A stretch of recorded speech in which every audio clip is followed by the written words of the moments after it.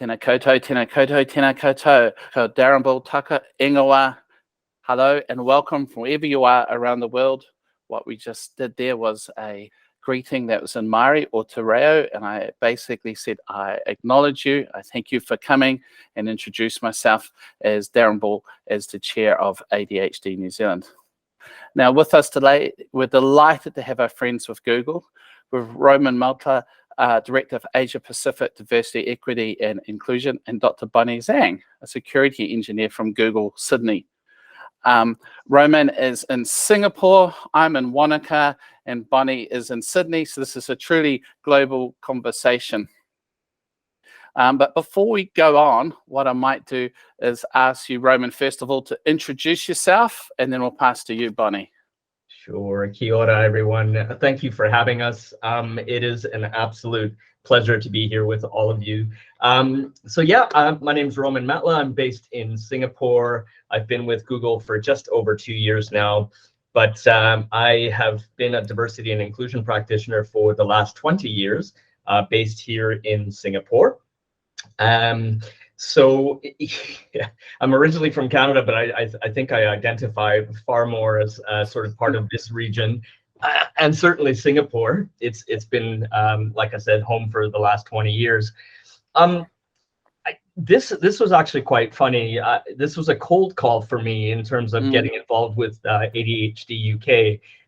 The request came through LinkedIn, and I normally would never just jump on something unless it really, really meant something to me. And I responded to that cold call almost immediately. And we were able to connect with our friends and colleagues at ADHD UK, and said, listen, Google's really, really happy to get involved however we can, right? So we're going to share a couple of things that we do internally that I think helps us as Google and as Googlers. But again, it's just one of many sort of ways of tackling ADHD at work. So again, super happy to be here, very honored, and I'll pass it back over to you. Thank you. And Bonnie, tell us a little bit about yourself as well in Sydney and what you do. Okay, thanks, Darrin. Hi, everyone. It's a pleasure to be here again. My name's Bonnie. I am now a security engineer at Google Sydney. I've been at Google for about 2.5 years. My story is I have known I have ADHD for about 3, 4, or 5 years now, and only went through the process of getting formally diagnosed earlier this year. I have been involved in the Asia Pacific subgroup of the ADHD group at Google, and that's how I got involved in this event. So Roman reached out in a similar situation. Fantastic. I have to ask, what was the path to getting diagnosed as an adult actually like? Yeah, so I think I had to really wait until I was ready. So I have sort of lived with ADHD basically my whole life, and have consciously known about it since probably the time where I was halfway through my PhD, so a couple of years ago. And then have basically managed that myself, figured I was surviving. And then a lot of people have said that, yes, you may be surviving, but medication for me personally was the thing that changed my life. And I heard that from a lot of people. So by the time I was ready to take that step, it was just, I knew it was going to be a long and expensive process. And I just went through those steps, and that got me to the point where I could access medication. And what's your PhD in, Bonnie? I did my PhD in astronomy, in astrophysics, and the topic was supernova cosmology, which is using exploding stars to measure the expansion rate of the universe. So I have to ask, like, without sounding rude and being disrespectful to everyone else with PhDs, this is a PhD, right? So how do you do half a PhD with ADHD? What did you do? What are the sort of differences you noticed? I found it really hard because I think up until that point I had been getting by, I think just through a structured environment and like getting through school that way. And then in undergraduate, just choosing subjects I had a lot of interest in, so in maths and physics, and still having a structured environment. Yeah. So I had no problem just sort of diving into problem sets and hyper-focusing for hours at a time. When it came to a research environment, it was very self-directed. So I had a wonderful supervisory panel that were very lovely, kind and caring people. I still found it hard to manage myself and apply that executive functioning that I don't have to structure my own research, my own learning, and how to just manage a thing that I was doing. As to how I managed, I think, so doing it with undiagnosed ADHD, I think I just was extremely pragmatic in how I did things. So what I mean is I had to be realistic about the limitations and what worked and what didn't work, instead of trying to be better. So for example, if I knew I had to have the accountability of writing a thesis in a public place, like a cafe where people could see my screen, then I could actually get more writing done that way. And so I would just do that. I also wrote in places that weren't the cafe. I worked basically everywhere. And things like setting up external deadlines. So for example, booking a final thesis talk for which people had to fly in from the state. That was a hard deadline.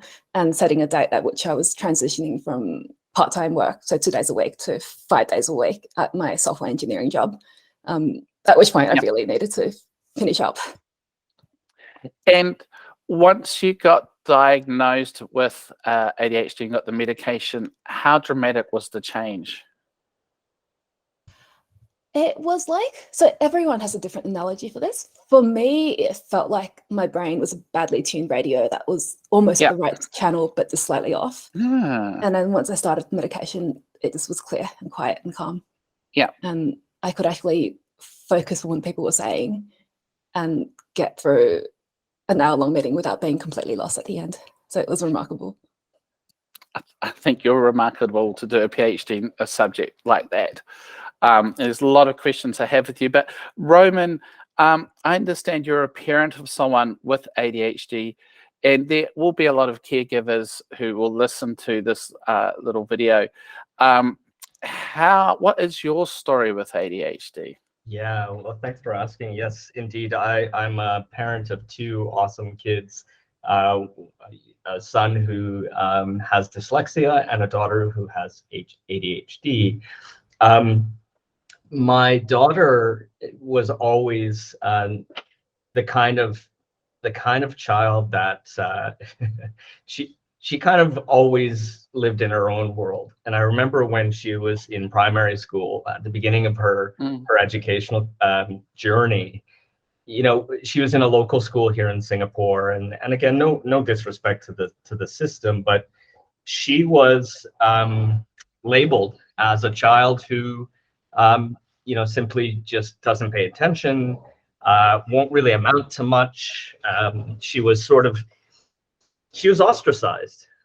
She was the only child in the class that had, you know, a laminated rule set that was taped to her desk saying, I must do this, I must do this, I must do this. And I thought, you know, this just isn't right.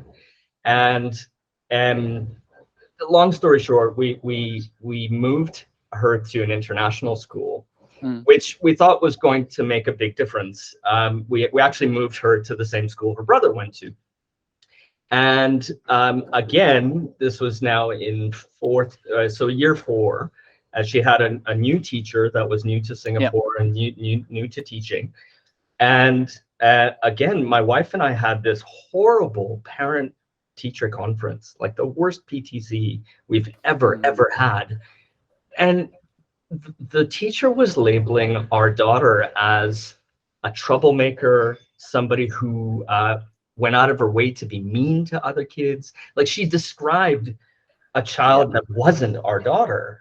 And in her infinite wisdom, and bless her, she chalked it up to hormones and puberty, which I've learned subsequently that, you know, a lot of diagnosis around ADHD, particularly in young girls, is attributed to that, right? So my wife and I just said, listen, this is just not right. This isn't on. We went on to one of these closed, anonymous parent groups here in Singapore. And we asked for, does anybody know of an educational psychologist that we could work with? And we were put in touch with a gentleman here, fantastic psychologist, who spent the better part of 8 weeks with our daughter, on and off, doing a proper assessment. And the funny thing was, I think a lot of kids would have just said, oh my gosh, like, I have to do this again, and roll their eyes. Our daughter actually loved going to Dr. Richard. She absolutely, they got on so well, because what he did was he helped her identify that her ADHD was in fact, a superpower. And I know Henry hates that, or dislikes the term superpower, maybe perhaps in adults, but it's a wonderful way to describe ADHD to a child who simply just doesn't know why they are treated differently, or why they might behave differently than other kids. So needless to say, once she got the diagnosis came in and confirmed what my wife Heather and I had known for years and years and years. Ever since she was a toddler, we knew there was something unique about Kalina and the way she experiences the world. And it was a cool thing. Like, there was nothing bad at all. She's a wonderful, hilarious, empathetic, gorgeous, just little tiny human being who simply experiences life differently. And much like my pal Dr. Bonnie here, medication for Kalina was a game changer. And it was really, really difficult for us as parents to go down that path, because, I'll be real with you. I think parents go, geez, medication, and you start thinking, oh my gosh, is this going to somehow screw up my kid? Is she going to, it's like, is it going to chill her out to the point where her personality changes? What are the side effects? Is she going to be dependent on it? And so we tried a number of different avenues, and we landed on one particular medication that changed everything. So she went from, being labeled as a troublemaker to, absolutely flying through math, science, English, drama, art. She's following very much in the footsteps of her brother. Really, really creative and super intense with what she loves, right? But now that she's got the diagnosis, the school gives her the learning support that she needs to thrive. And I'm so grateful that we made that decision, to switch schools, but to also get a professional diagnosis done. And I think that's really, really key. And as uncomfortable as it may be as a parent, there are also groups like we have internally, and we'll talk about it a little bit.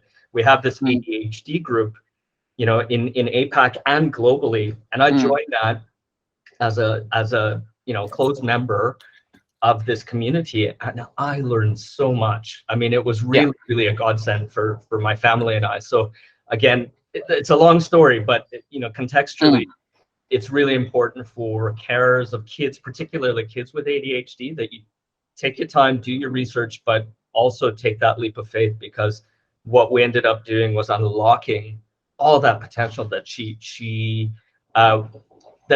always had, but was never given the opportunity to really thrive and flourish.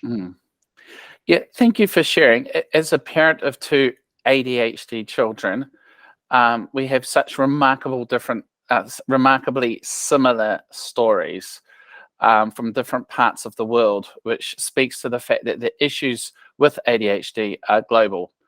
But I just want to pick up on one thing that you mentioned, and that was the importance of a support group. Roman, can you quickly sort of talk about how important that is? And then Bonnie, I'm going to have a talk to you about the support groups that you helped start at Google. But I think they're really critically important. Oh, you know what? We couldn't have done this. And it's funny, you can find support groups just about anywhere. I mean, now that the internet is just, it's chock-full. So it's a double-edged sword, by the way. It's kind of like, when you have a cough and you go to WebMD and diagnose yourself, and then, oh my gosh, you've got everything wrong with you, and suddenly you're dying. So true. You can do that. You can totally do that with something like ADHD. You can get lost in the quagmire. But what was really, really helpful was the ADHD group at work, because that allowed me to realize how many colleagues were actually living with ADHD and how many colleagues actually cared for others with ADHD. I also met with a woman who teaches at my daughter's school, and she's trying, I mean, God bless her, she is on like a crusade to change the educational system. And we actually went to her place, we had a bottle of wine with her, and she helped. She basically talked us off the ledge. We were so stressed out. We were so worried. Yep. If it wasn't for that community, she's got 3 neurodiverse children, and it was so helpful to realize that we weren't alone. Yep. And so you'll find the support in the unlikeliest of places. Yep. And once you do get that support, you'll realize very quickly that neurodiversity, and particularly ADHD, is a heck of a lot more prevalent than I ever thought. Right? It's all around us. So this concept of normality, it's, you know, normal, like I said, normal people scare me. And the other thing that I'd like to say is, like, as the education systems evolve, I come from a family of educators. My dad was a calculus professor for 52 years. My grandmother was a teacher. Grandfather was a teacher. And yet, you know, like in 2022, many teachers are taught how to, you know, referee a football match as part of their PE curriculum, but they're not taught how to spot a child that may be neurodivergent, and they have no idea, and therefore they make these mistakes like, oh, it's just puberty. And that can you imagine what that must do to the confidence of a child, right? So again, those support, going back to the original questions, the support groups are all around us, and don't be afraid to reach out, because we're not alone. I think that's the underlying importance of a community, is that you're not alone. And also, when you're coming home, having been there, and your teacher and the school's told them that your child might be having problems with hormones in teenage years, to actually have a support group which turns around and says, no, don't give up and keep going. And 100%. Bonnie, I want to bring you into the equation. You've started a support group with Google for people with ADHD, haven't you? Yeah, so as Roman mentioned, there's a global ADHD group that's within Google, and that's part of the formal employee resource group, or ERG, called Disability Alliance. So there's differing opinions on whether neurodivergence is a disability. Nevertheless, the ADHD group is part of that. And then I started an APAC subchapter for purely selfish reasons. So when I came to Google, I struggled a lot in the unstructured environment, and I at some point looked up ADHD on the internal search, and found this global group, and lots of people, lots of really useful conversations, lots of resources. They also had some monthly meetups, but if you're living in Australia, Google's quite a North American company. I think these meetups were happening about 4 a.m. Australian time. So at the time, I just sent out a few messages, said who would be interested in attending something that's in an APAC time zone. And enough people said yes that I just did the thing. And then now we have a smaller group that's got people in Sydney, Singapore, Tokyo, India, and we all get together once a month or so. No obligation, just drop in, and we have a smaller chat. And it's a very culturally diverse region. I mean, you can imagine that someone's experience in Australia is going to be very different from, say, Japan or India. So it's really nice to have that spread of different cultures and just be joined by time zone similarity. Yeah, and again, very understated. I'm really keen to understand how you get people to come out and join a group. You don't just say, I have a group, and they come, or is that what happened, you know? Sure. I think people didn't necessarily know about the APAC group to begin with. I think it helps a lot that at Google there's a culture where neurodivergence or other kinds of difference or deviation from normal, whatever that means, is celebrated. And it's a culture where you have people who are very senior and very successful in their careers, so engineering directors, senior managers, just very smart technical people, just talk about their ADHD like it's no big deal, because it's not. Like Roman has said, it's very common. It's extremely common in a place like Google. And so there's, when you join the Global ADHD group, it's massive. There's so many people in it. And so I think people don't see it as more stigma than it really is. And there shouldn't be, right? Yeah, that's right. That's exactly right. In staying with you, Bonnie, what impact do you think of such a group and support groups in both the APAC areas and globally really have on Google's workplace diversity and inclusion approach? I think they have been very important to feeling like you belong. So there's two sides of this. I think one is the practical help or the resources. As I said, everyone's on their own journey and people are at different stages and everyone has their own experience. So it's immensely helpful to have people who have gone through the same thing before just share their experiences of how they, for example, sought helps or told their manager or got access to medication or accommodations, or how to sort of frame their difference in how their brain works. And I think the other side of it is just community. So having people who get it, who understand how your brain works and are willing to just hang out and chat and share in your joys or frustrations. It's, you know, it's so cool. You're actually living and being a leading example of what it's like. And so you would be an inspiration for people to come out and talk about their ADHD as well. And Roman, switching to you, you know, going from our previous conversation as well as this, you know, diversity inclusion, I get that it's really important, but Google have really defined it quite a bit into this term belonging, and I'm interested to see really what that actually means for Google. Yeah, it's something that I think all of us are really proud of. If you think about belonging and the essence of belonging, belonging transcends culture, it transcends language, faith, geography. It's the core of being human, right? We all need to feel that sense of community and that sense of belonging.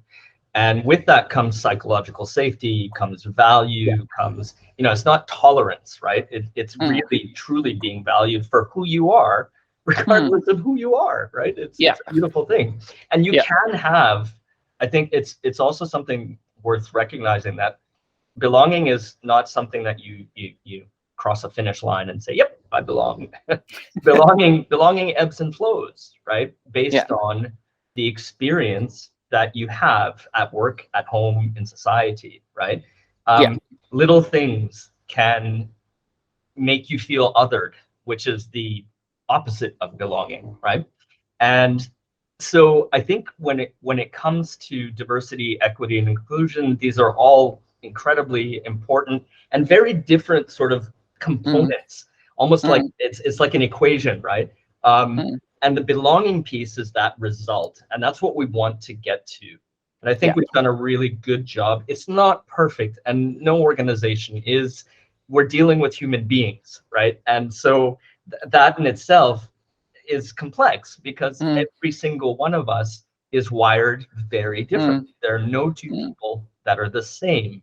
And so this search for belonging that we have at Google is something that, in particularly in APAC, where Bonnie mentioned we have such a wide variety, 15 different markets, dozens of languages and dialects. Like, how do you explain certain concepts like allyship or inclusivity? You can boil it down to the common denominator that we all need that sense of belonging, and that's I think one of the truly refreshing things that I've seen in my 20 years of doing this work is that I think we've finally gotten onto something. We haven't perfected anything, but it is something that allows us to be us as Googlers in the office, warts and all. It doesn't matter who you are. We all bring something unique to the organization. And you make it sound so simple, but how did you go about creating that sense of belonging? What are some of the training, events, things like that? Yeah, and listen, so, when we talk about DEI, for example, diversity, equity, and inclusion, it's not a program for us. It's not a series of events for us. It's part of our core DNA. So DEI in our DNA, if you will. And part of the strategy that we have, that we employ internally, like we've got our employee resource groups. We mentioned our Disability Alliance, but we've got, employee resource groups that focus on various communities, whether it's based on gender, based on culture, language, socioeconomic diversity, what have you. And those community groups come together not only to give voice to underrepresented communities, but also allows people to lean in as allies. And allyship, in particular around, neurodivergence or neurodiversity, is so incredibly important, because the neurotypical people oftentimes don't get a chance to understand what it's like to be neurodiverse, or how can I help you? How can I be a voice or an amplifier? But also, how can I learn? This is all about learning. So our ERGs are incredibly, incredibly important. The Disability Alliance that I spoke about, we have training. Training is great, but it's not a silver bullet. We have a neurodiversity self-paced online training, which actually I'm not a huge fan of self-learning. But I can tell you this was incredibly, incredibly helpful, because, as I mentioned earlier, I've got a son who's got dyslexia and a daughter who's got ADHD, and those were two massive components. We also talked about autism, and like it just blew my mind in terms of how little I actually knew at my starting point. So training helps sort of us realize, if you have this voracious curiosity, it does help us get better at being either more informed and being less ignorant, but also seeing how we can support each other. And then the last thing that I'd say is, like, again, we have this pretty cool culture at Google. And across APAC, we have a program that was modeled after the television show You Can't Ask That. And it's affectionately known as YCAT. And YCAT at Google, and this is like only done in Asia Pacific. Last week we had a session on living with depression and anxiety. Do you know how many people, like there were over 100 people that just jumped on this call to listen to Googlers talk about their own story. Now that to me is also personal, right? Because I've dealt with that both personally and caring for somebody that had issues around mental health. And we've created these safe or brave spaces, and brave is probably a better term than safe. Brave allows us to screw it up sometimes, and oftentimes people will say something or do something with all the right intent, but the impact might be negative. So things like YCAT, things like our ERGs, the various events that we do have, allow us to come in and learn and realize that none of us are perfect, and that this is a learning journey, and it's about continuous improvement as individuals, and then collectively as a community. And there's, I believe, over 100,000 employees across the world in Google. This is no easy task. Right? So you've scaled this basically. And that's part of our culture. Like Google's only 24 years old. It's a young company. I know. My son's 25. I mean, geez, I know what a 25-year-old is like. And Google, one of the coolest things about Google is that since our inception, when Sergey and Larry created the company, they leaned into the culture right away, and that culture was like, that was the nucleus of everything that we do, and it's so incredibly important for us. We maintain that, and that's what kind of makes us unique. And like I said, it's not perfect, but it allows people like myself and Bonnie to be able to come into a place where we're valued, and that is, you know what, I'll take that over any other job that I've ever had, right? Well said. And look, many organizations, and there'll be those watching this going, we have such a culture.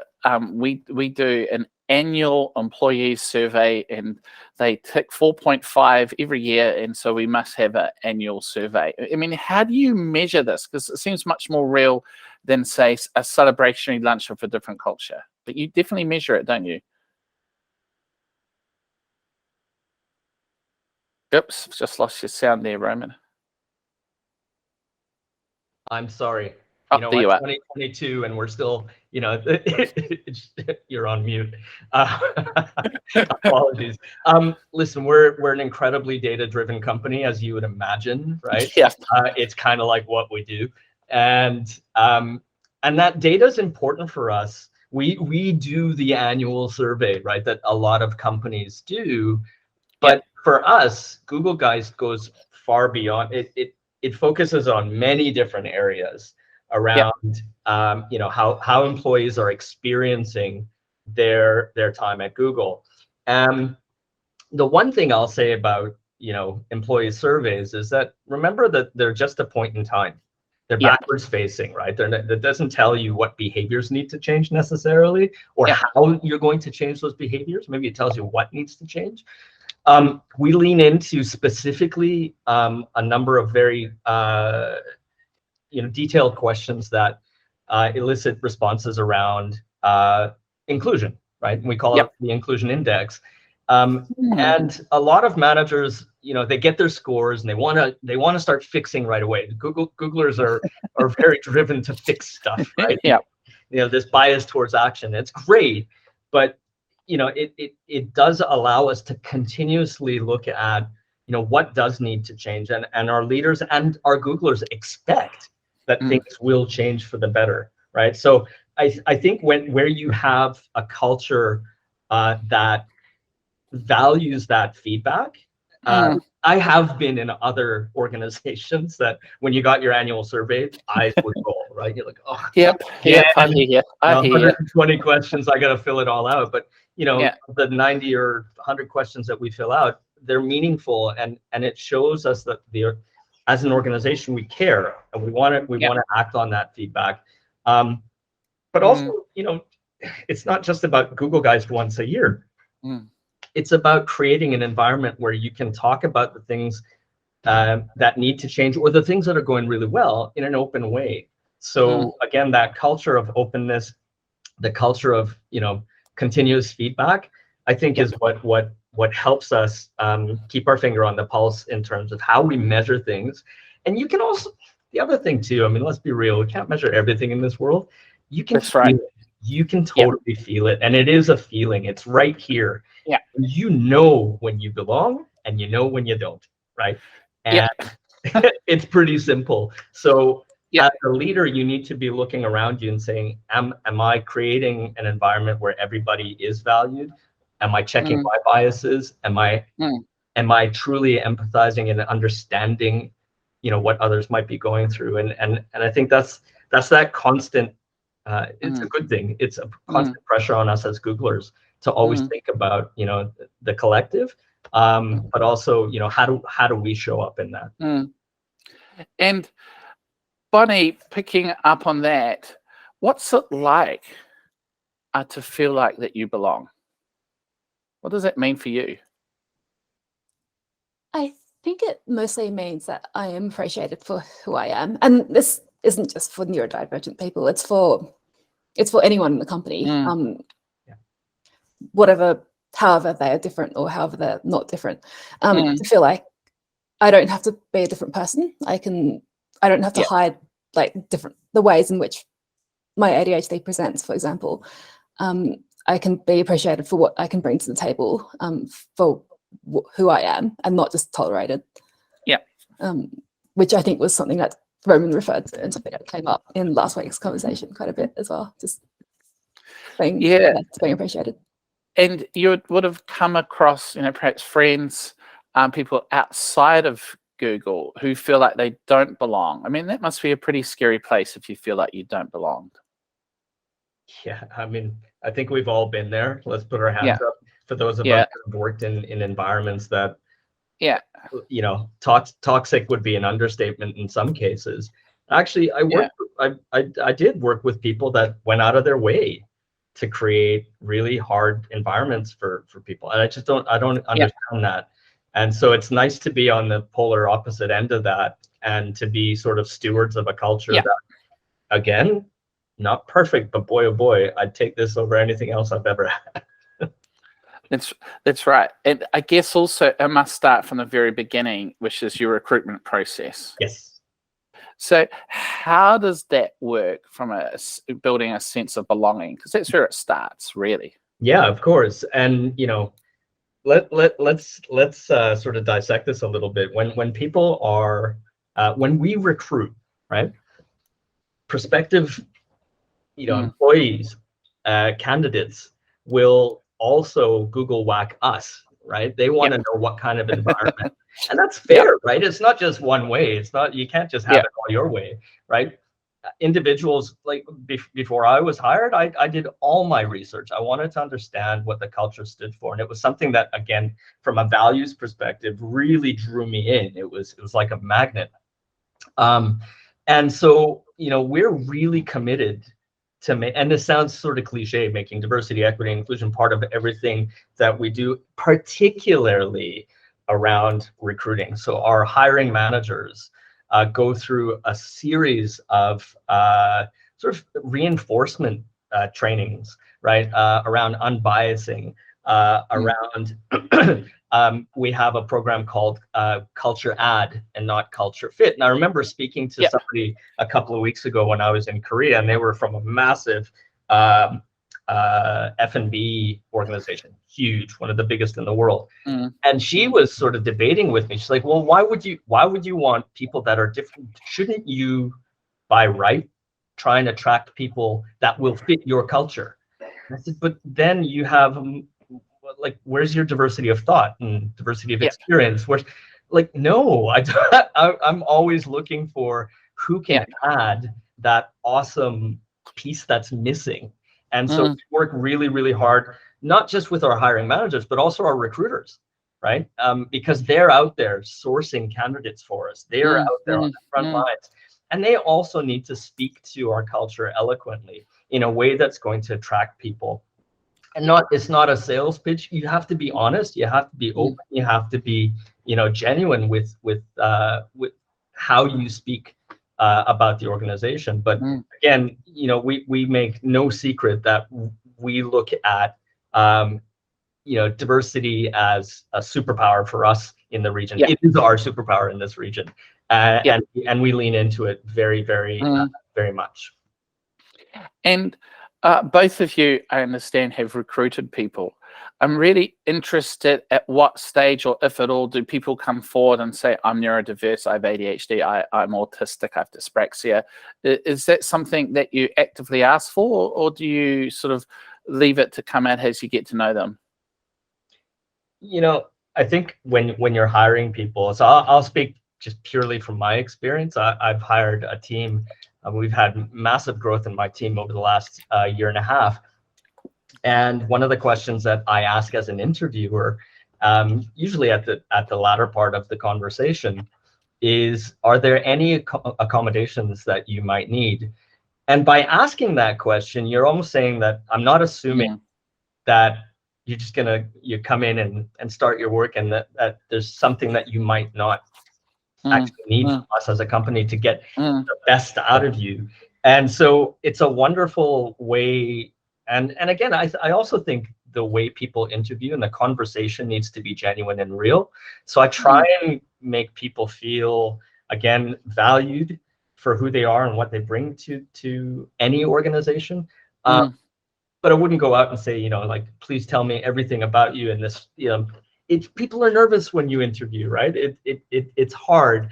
And a lot of interviewers are equally, nervous. So I think one of the things that we need to do is not be afraid to ask, is there something that's missing? And then that opens up a door and allows us to make modifications, whether it's to the workplace or to a schedule, or, understanding what each of us might need from an individual perspective. And Bonnie, just building on that question, what sort of accommodations for you personally does Google have, which can help you be amazing with your ADHD and amazing as a security engineer, which doesn't sound like the easiest of jobs either? Sure. So for me personally, I haven't asked for any accommodations. There's many different kinds which are available. Things like sitting in a less trafficked area.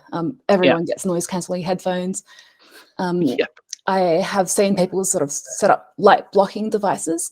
The most extreme example was someone who built a tent in their cubicle and just worked inside it to not get distracted. The environment which has helped me, I think, has been just people who, like Roman said, have left the ball in the employee's court to disclose and ask for anything needed. And there's many people who I've told who have reacted with, okay, cool, no big deal. Here's my personal experience with ADHD. And I think that makes it a lot easier to just be able to say, okay, I'm having a bad focus week, or this is what I'm going through right now, and this is what you could do to help me if I need that. And just being able to ask for help and know that I won't be judged for it. Yeah. And look, I'll give you an example that makes me worry a little bit. So I mentioned before, I'm a father of a teenage son with ADHD. And in effect, he loves doing his homework and study with loud music as much as possible. It's YouTube. And I'm nearly 50. And I just think that can't happen like that. And, we've had some tension about it. And I don't know if I'm disappointed, but he won. He can study a very loud music. It's not Bruce Springsteen, I can tell you that. And on top of that, he does much better. And I think where I'm getting to is, obviously he's taught me that giving some accommodations, and I've got a bias that my way is right, is a problem for me, not for him. And I'm really interested how you have that conversation with a manager who's saying, what do you mean you're not listening to Bruce Springsteen? What do you mean you need headphones? Just look quiet, just start typing. I mean, it's really their problem as a manager, not the person who's neurodiverse, isn't it? Yeah, and thankfully I haven't had to. I think it helps when people just trust you to know what's best for you. And I really liked your example about your child with the headphones last time, because we were just talking about the ways in which neurodiverse or ADHD brains are different. And I had a friend who explained it to me as music was the way that she taped the thread of her brain that distracted her so she could just get on with her work. And that to me made perfect sense. And I think that leads into how I think employees can contribute more to the workplace, just by having brains which are slightly different. One way I can see ADHD brains as being different, to generalize majorly, is we tend to have more parallel things going on at the same time.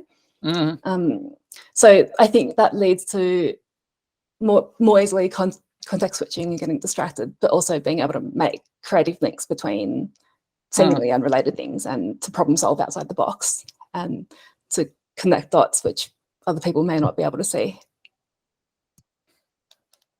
Again, I love the way you two speak like this is a way of life throughout the world, right?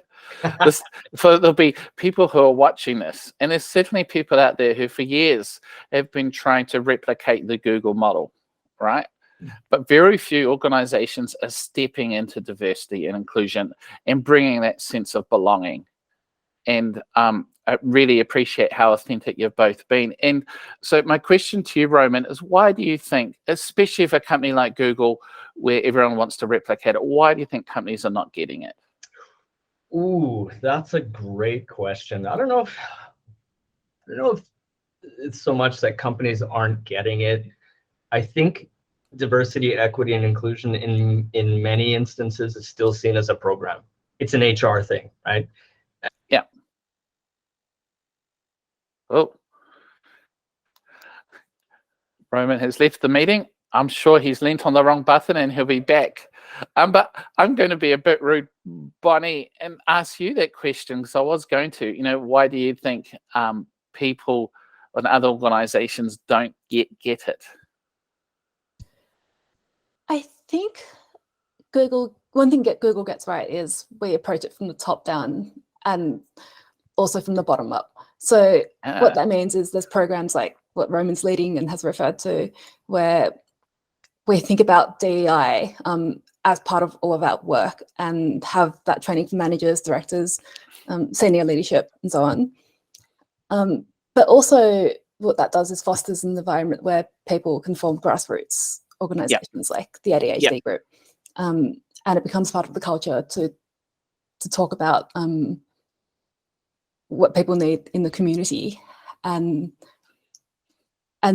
just be able to talk about difference and belonging from the level of the employees who benefit from that. Yeah, look, that's a really good point. There's so much top down that still an organization can't change. And then, but, you know, grassroots, that's the real connection, isn't it? Yeah, I get that. Look, we are running out of time, but I quickly want to talk about COVID. COVID would have created some issues for Google, depending on what country you're in as well, like it did for the rest of the world. And I understand you moved to a hybrid working week as well with Googlers. Yeah, that's right. So I'm on a team that's currently 2 days in the office. So we get the best of both worlds. We get to work from home and have focus time, and we also get to see our colleagues in person. I think the start of work from home was really challenging for a lot of people. It was difficult to start at Google at that time. But I think transitioning the whole company the size of Google to that environment and then going back to the hybrid work week, we have learned a lot. Hello again, Roman. Hello, Roman. Have learned a lot about, oh my gosh. Okay. So we're back. The good thing is we can edit this. So that's okay. I think it's part of the experience. I think it's hilarious, right? You asked me this question and then boom, my laptop. And you know, it's funny. I was charging my earphones. Forgot to plug it back into my laptop and boom. So I apologize. Maybe we can do a one of those. Yeah, totally. Right. There will be the conspiracy theorists out there who will say Google didn't want you to say that. Yeah, exactly. Maybe I'll start again. I mean, it's not that companies don't get it. I think it's still seen in many cases. It's a nascent journey for some companies. So it's starting off. And it's funny because, again, I look at Google. We've been around for 24 years. This was part of the culture, and I think organizations that embrace that and make diversity, equity, and inclusion a part of their strategy, like you would any business strategy. This is how we treat our employees, also the communities that we live and work in, right? So our products and our services need to be inclusive as well. I think we're seeing a difference and a shift. I can say that in 20 years, attitudes have changed since since I got into this work. I mean, when I first started doing this work, I was called a waste of headcount. People said this is an American problem, and I said, well, that's good. I'm from Canada, so I can do this work.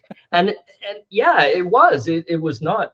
It was really difficult, and particularly in this region where people said, like, this is Asia. We have this. Diversity is not a big deal. Diversity is one component. Diversity is simply difference, and diversity that goes unchecked, right? And you unlock the power of diversity through inclusion, right? And if you don't do that well, then you've got conflict. Look at the world around us. We live in a polarized world because of difference, right? That's right. And so I think companies need to study this as a phenomenon in business success. I actually think there's not just the moral case for DEI, but certainly a business case. You're going to outperform companies that don't I think so. part of their culture. Yeah. And, and organizations may want to be a little bit selfish about this as well. You are going to outperform, right? And then the second part, and this will be an issue for Google, I suspect, you want to attract the right talent. And it's not just about having a great brand like Google does and all the cool things it's done. You still want the right talent, such as Bonnie. And if you pay lip service to diversity and inclusion, it's not going to work. People you're hiring will see right through it. 100%, 100%. And Yeah. that's why I think, we need to be real about this. I I try and have discussions with people that are genuine. I try and talk about this in a way that we can easily understand each other. I don't regurgitate textbook sort of DEI cliches that are out there, I refuse to do that, because this is, again, to me, this makes perfectly good business sense. And it's, to me, it's a no-brainer, but maybe I see the world through my glasses. So that's right. And one of the other issues I suspect is that in many, well, certainly in New Zealand's experience, my experience in New Zealand and a little bit in Australia, D&I is something that HR leads. But when I look at Google, from what you were talking about, it's every manager, it's all the leaders. This is part of your DNA. It's not the person at HR exec or leadership table going, here we go, we now need to do this, is it? It goes from the CEO to the intern and everyone in between. I mean, it is everyone's responsibility we're all stewards of our culture, right? So, to suggest that this is HR's thing, which a lot of companies do, right? HR will handle it. No, we're all, in fact, when I came and joined Google 2 years ago, I was blown away at how many different, it was like herding kittens, right? We had every different group in the organization doing amazing stuff. I thought, no, and that's because they're empowered. People are empowered to do the right things in a culture that values, difference. And that's right. That's really cool. That is cool. So it's just a massive opportunity. Diversity, equity, and inclusion is an opportunity. It's not a problem that needs to be solved. Yeah. Now that's the quote of the day. It's an opportunity, not a problem, and that's how many organizations think about it.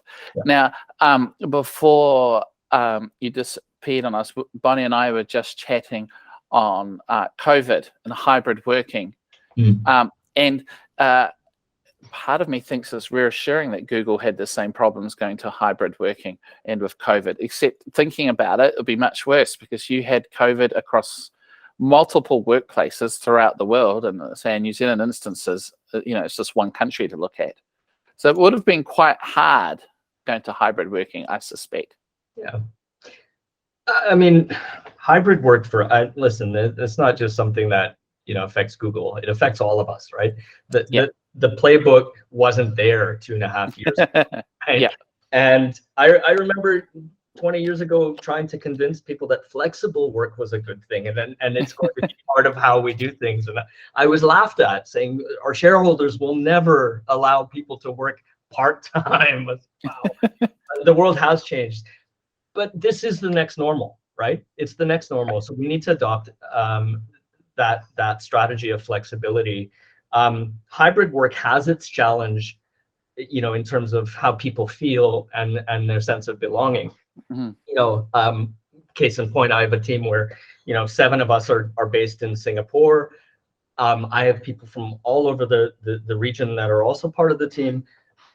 Some work remotely, whether it's from home or somewhere else. Others work in other offices. And I'm conscious that when the video conference ends and the rest of us get up and go to lunch together, there's this, there's a natural fear of missing out, the FOMO effect that exists, right? And as a leader, you have to sort of temper that. One really cool thing that I saw was one of our leaders in the region, one very senior leader, will go and find a phone booth and take a video conference there and actually extricate themselves from people because this person realizes that there are other people on the video conference that are solo, that are alone in a different location. And so I think when we practice things like that, it's the little things that really make a difference. And hybrid work, it's tough. Like I said, we're still figuring it out. We're building the plane when we're flying it, right? And it's like that. Yeah. Going back to creating a brave space. Sometimes we're going to get it wrong. Sometimes but if you listen to everyone's voice, we'll get it better. not necessarily right, but we'll get it better, right? And so I think hybrid work, it's here to stay. Guess what? The days of 9 to 5, 6 days a week or 5 days a week in an office are long gone. I personally, as a leader, I look for output, not FaceTime, right? So I don't clock people, when they come in, when they leave, how much leave they take. We have processes for all that, but if people are respected and treated fairly and with dignity, you know what, they're going to give back in spades. So I think the hybrid work environment for us is a real opportunity. But I'm also, but it's different courses for different horses, right? So me personally, I'm calling in from home because I have an errand to run later on this afternoon, but I'm the type of person that loves to work in the office, and that's cool, right? So there are some people that want to be, and Google offices are incredible, right? To me, that's part of the magic, and that's part of the allure. For others, it's okay. It's not a judgment. It's you work where you are most productive, and you know what? I think there's a nice sort of balance that needs to take place when we look at hybrid. And look, isn't it amazing what happens when you have respect and trust in the workplace? Because that's really what it's about, right? Yeah. Bonnie, just to go back to you, you joined Google during the pandemic, I think. And so what are the challenges and benefits personally of doing it at such an interesting time, shall we say, as a neurodiverse employee? I mean, how did you get through it? I think it was hard just because it was in the first weeks of everyone going remote. No one had done it before. I was on a team that I hadn't met in person before, and they were, again, lovely people. But I got to know them a lot better once we met face to face. And there was so much information to take in. So for me, it was hard because I hadn't really yet learned how to just learn everything in a way that didn't feel like drinking from the fire hose, to use a very Google expression. But I think navigating the work from home period and then navigating a transition to hybrid, Google has learned a lot about, as Broman referenced, just embracing what works for everyone, trusting people to know what's best for them, and just enabling them to do the best work they can. And I think not just for COVID, not just for neurodiverse employees, everyone's different. Some people might have health conditions which means they have a different risk profile. Some people cannot hear or see, for example. And it's really just about letting people do their best work and doing whatever it needs to make that happen. And I think the transition to hybrid has taught us a lot about ways in which we can do that. That's right. And I think it also is an opportunity to show what a true culture of belonging could achieve as well. Absolutely. Look, we have talked about some amazing things. So before we go, and thank you for your time, and thank you for allowing us to have an insight to Google for the second time. I'm going to ask one question. What is your final thought in respect to ADHD and belonging in Google? And I'll start with you, Roman, and then Bonnie, I'll ask you to just add on the end as well. What's your final message? Yeah, sure. I mean, the final message is, be curious, be an ally, look around you. If you think you know everything, you don't. But also, give people some grace as well. We have dealt with 2.5 years of a pandemic. We're dealing with, raging wars. We're dealing with unthinkable atrocities that are happening in the world. So people are stressed right now. So I think the one thing, and particularly with people who are neurodiverse, like we can't see what's going on in somebody's mind, right? We can't. You see somebody with a cast on, you give them a break. You're not going to expect them to run a marathon because they've got a broken leg. But when you experience life differently, or you have a different lived experience, we can be quick to judge. And I think maybe that's it. Don't be quick to judge. Lean in, learn, and support each other. I mean, that's what I think little bit of kindness is something that we need more of in this world today. Mm. So, you know, I think this this summit, that the conference that was put on, is a fantastic idea. Follow the sun, ADHD UK, Yeah. ADHD New Zealand. You know, you've got friends at Google now for life. It's just been a pleasure to be with all of you, and to be honest, it's something, it's the highlight of my year to have been a part of this. So thank you again. Oh, kapai, thank you for that. And Bonnie? Yeah, I really like the be curious and be kind as just a motto for life, really. My takeaway would be just to embrace difference, embrace the way people like different things, are good at different things, are interested in different things, and can bring different strengths to the table. It would be really boring if we were all the same. And so whether it's neurodivergence, anything else, yeah, that's a plus and not a minus. And yeah, thank you again, Darrin and Roman. It's been really fun to be part of this. Yeah, it's just magic. And I want to wrap up and thank you so much. From a proverb that talking to you last time, I think really, I think I understand it for the first time. It's very popular in Aotearoa, New Zealand, and it goes something like this: E haha te mua nui a te ao. He tangata, he tangata, he tangata. And that translates in te reo to what is the most important thing in the world. It is people, it is people, it is people. And that's exactly my message and what I hear from you guys. And I just can't hear enough how much I appreciate you giving us the time. It's a really big step forward and certainly a highlight of my year as well. So thank you so much. Thank you all. That's really lovely, Darrin. Thank you.